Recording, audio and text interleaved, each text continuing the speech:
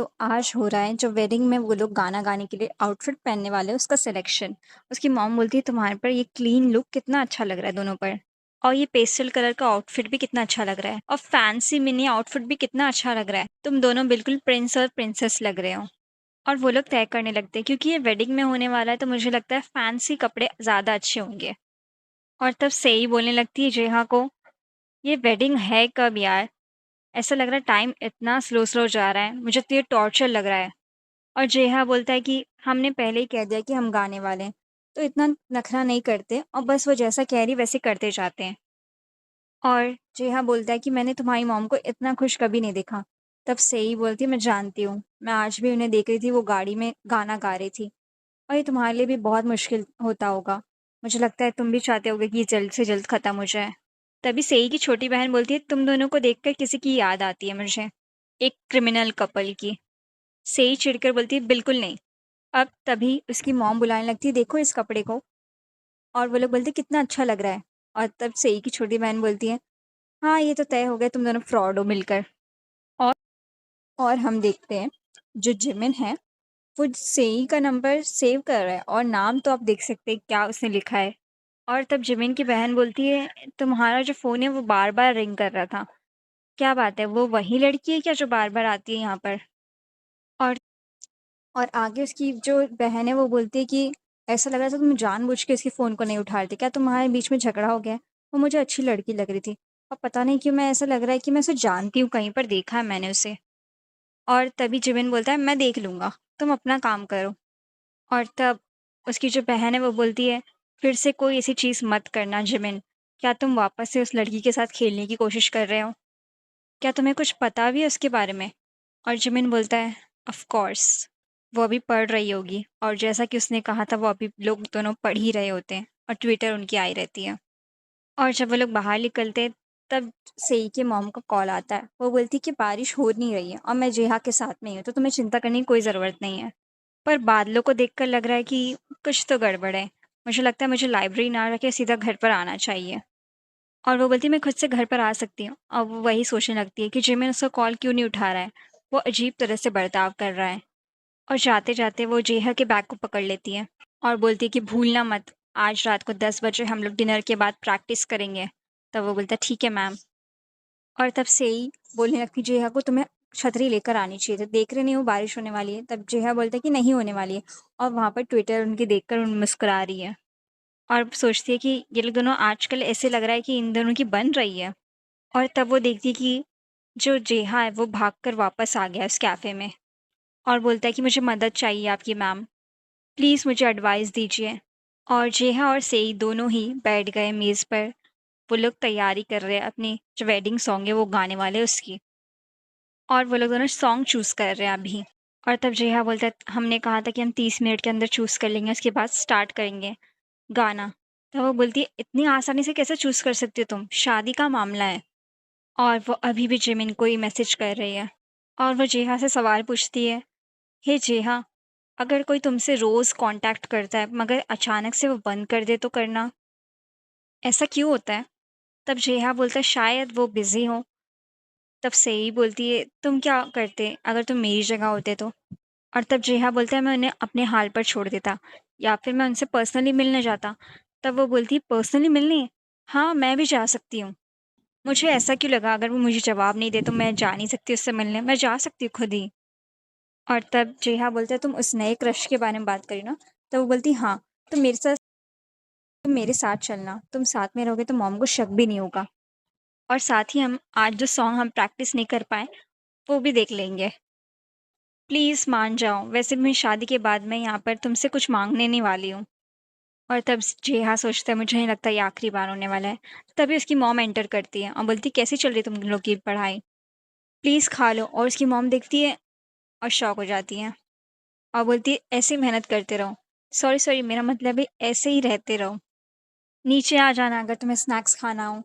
तब जेहा बोलता है क्या हमें ऐसे हाथ पे हाथ रखने की दिखाने की कोशिश करनी चाहिए? तब सही बोलती है मैं तो बस फिसल गई थी मॉम के जो डोर की आवाज़ है उससे।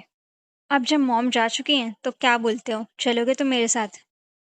और तब बताया जाता है कि जेहा ने क्या मदद मांगी है उसके ट्यूटर से। और तब उसकी टीचर बोलती हैं तो तुम चाहते हो कि मैं तुम्हें एडवाइस दूँ इस बारे में कि तुम्हारी डेटिंग ये चलती रहे और लेकिन तुम इस बतंगड़ को 3 महीने बाद ख़त्म होने देना चाहते हो? और तब जया बोलते हैं हाँ। उसकी टीचर बोलती है वैसे भी उन्हें पता चल ही जाएगा। तुम क्यों ना सच-सच बोल दो अपने पेरेंट्स से, क्या कोई और बात है? जी हाँ, क्या तुम और तब जया बोलता है कि बस ये बात है कि मैं गेमिंग रूम जाना बंद नहीं करना चाहता और वो हाँ बोलता है सेई को। और फिर उसके बाद में सेई खिड़की की तरफ देखने बोलती है देखो कितनी बारिश हो रही है। मैंने कहा था ना तुमसे कुछ भी हो सकता है। और तब जेहा सोचता है कि मुझे पता है कि सेई मुझे कभी पसंद नहीं करेगी और सेई यहाँ पर बोलती है कि हम कुछ नहीं कर सकते और सेई को देखकर जेहा को शर्म आने लगती है और वो सोचता है मगर हम जब साथ में होते तो मेरी उम्मीदें बढ़ जाती हैं। और सेई की मॉम बोलती है तुम दोनों बाहर जा रहे हो, बहुत ज़ोर की बारिश हो रही है, क्या तुम्हें सही लग रहा है ये सब? क्यों ना मैं तुम्हें घर पर छोड़ कर आऊँ या फिर तुम आज रात यहीं सो जाओ, यहीं पर सो जाओ ना। और जेहा सोचने लगता है सेई के बारे में। जब वो लेकर आती है कीड़े को और बोलती है तुम इसके साथ खेलना चाहते हो? और वो सोचता है कि ये पहले से ही बहुत ज़्यादा चिढ़ाने वाली लड़की है। ये कहना कि चलो बाहर चलते हैं बिल्ली देखने, बहुत ज़्यादा चिल्लाती भी है। और तीसरा इंसिडेंट जब उसकी मॉम बोलती है कि लगता है सेई को बहुत ज़ोर से पैर में लग गई है, मगर वो तुम्हें संभाल कर यहाँ पर लेकर आई। तो तुम्हें उसे शुक्रिया अदा करना चाहिए और बहुत अजीब भी है। और फिर चौथा इंसिडेंट जब वो बोलती है कि क्या तुम जोड़ी बनकर खेलना चाहोगे? मैं नहीं जानता ये सब कब शुरू हुआ। और वो बोलता है कि ऐसे सीढ़ियों पर मजाक मस्ती मत करो, तुम गिर जाओगी। मगर एक दिन अचानक मैं उसे अनोइंग समझना बंद करने लगा, पता नहीं क्यों। और ये कहकर कि तुम यहीं पर सो जाओ, उसकी मॉम वालों को टी के लिए इनवाइट करती है और इंडोर और बातचीत करने लगती है, यानी कि सेई के बारे में खबर निकालने लगती है। वो लोग दोनों अच्छे से फेक कर रहे हैं ये सब। और जब वो सवाल का जवाब ना दे पाए, तो वो लोग दोनों एक-दूसरे की आँखों में देखने लगते थे, ये दिखाते हुए कि वो कितने ज़्यादा नज़दीक है। और यहाँ पर सेई की मॉम बोलती हैं कि मुझे कितनी चिंता हो रही थी तुम्हें पता है? तुम हमेशा अजीब लोगों के साथ और बहुत ही बिगड़े लोगों के साथ में ही डेट करती हो। अच्छी बात है कि तुम इस बार जेहा को डेट कर रही हो। और उन्होंने उन्हें इम्प्रेस कर दिया। तभी तभी उसकी मॉम बोलती है, "सेई, मैं तुमसे कुछ पूछना चाहती थी पहले से। क्या तुम किसी के कॉल का इंतज़ार कर रही हो?" क्योंकि वो देखती है इसकी मॉम कि बार-बार सेई का ध्यान अपने फ़ोन पर ही है। मगर दूसरी तरफ देखूँ, तो सिर्फ़ जेहा जो है, वो तुम्हारी तरफ ही देख रहा है। और लेकिन सेई जवाब देने बजाय जो रेहा है, उसे घसीट कर लेकर जाने लगती है वहाँ से और बोलती है, "मैंने कब किया?" और वो बोलती है कि मैं इतनी थक गई हूँ, मॉम से मैं पकड़ी ना जाऊँ इसलिए मुझे भागना पड़ा, मैं थक चुकी हूँ। और वो बोलती है कि लेकिन ऐसा नहीं लग रहा तुम भी थक गए हो, तुम क्यों नहीं बैठ जाते? तब वो बोलता है क्या? और तब वो लोग दोनों देखते हैं कि पूरे कमरे में बैठने के लिए जगह है तो सिर्फ़ बेड है। और सई बोलती है कि सॉरी मुझे पता नहीं चला, मैं हट जाती हूँ थोड़ा-सा। और तब जेहा बोलता है जहाँ पर हो वहीं पर रहो, तुमने कहा ना तुम थक गई हो। और तब सई बोलने लगती है क्या ये इतना अच्छी तरह से दिख रहा था कि मैं अपने फ़ोन पर ही ध्यान था मेरा? और तब वो बोलता है हाँ। और वो बोलती है कि मुझे लगा मैं बहुत अच्छी एक्टिंग कर रही हूँ। और तब इसकी मॉम पूछती हैं कि बताओ तुम कब इसे पसंद करने लगी? तब वो बोलती है मुझे याद नहीं आ रहा है, मगर फीलिंग्स ही तो मैटर करती है ना? और वो सोचकर जो यहाँ बोलता है जब तुम्हारी मॉम ने पूछा कि हम दोनों एक-दूसरे को कब पसंद करने लगे तो तुमने एक अजीब-सा जवाब दिया था उन्हें। तुम भी नहीं जवाब दे पाओगे ना, अगर तुमसे कोई अचानक से पूछे। चलो मैं पूछती हूँ, तुमने मुझे कब पसंद करना शुरू किया? देखा, तुम भी जवाब नहीं दे सकते। मैंने बहुत अच्छे से किया जो मैं कर सकती थी। और सबसे यही बोलती है कि मेरा ध्यान फ़ोन पर इसलिए था क्योंकि मैं उसे कॉन्टैक्ट करना चाहती हूँ। पता नहीं क्या हुआ है, अगर सही बात बोलूँ तो मैं जिमिन को डेट करना चाहती हूँ। और तब जेहा बोलता है अगर तुम प्रिटेंड कर ही रही हो, तो ध्यान रखो इस बात का कि तुम्हें अपनी मॉम के सामने ये दिखाना नहीं है कि तुम उसके फ़ोन का इंतज़ार कर रही हो या उसका इंतज़ार कर रही हो, ठीक है? और तब वो बोलती है, "तुम तो एकदम परफेक्शनिस्ट हो हाँ जेहा।" और वो पूछने लगती है, "तुम मॉम के बॉयफ्रेंड से मिले थे उस दिन डिनर पर। तुम्हारा क्या ख़्याल है उसके बारे में? कैसा लगा तुम्हें वो?" और तब जेहा बोलता है, "वो बहुत ज़्यादा पोलाइट था और अच्छा इंसान लग रहा था।" तब से ही सोचने लगती है, "क्या पता इस बार।" और बोलती है, "मुझे भी वो अच्छा इंसान लग रहा था।" और बोलती है, "तुम हाई-फ़ाई क्यों नहीं दे रहे हो मुझे? ये टीम स्पिरिट के लिए है।"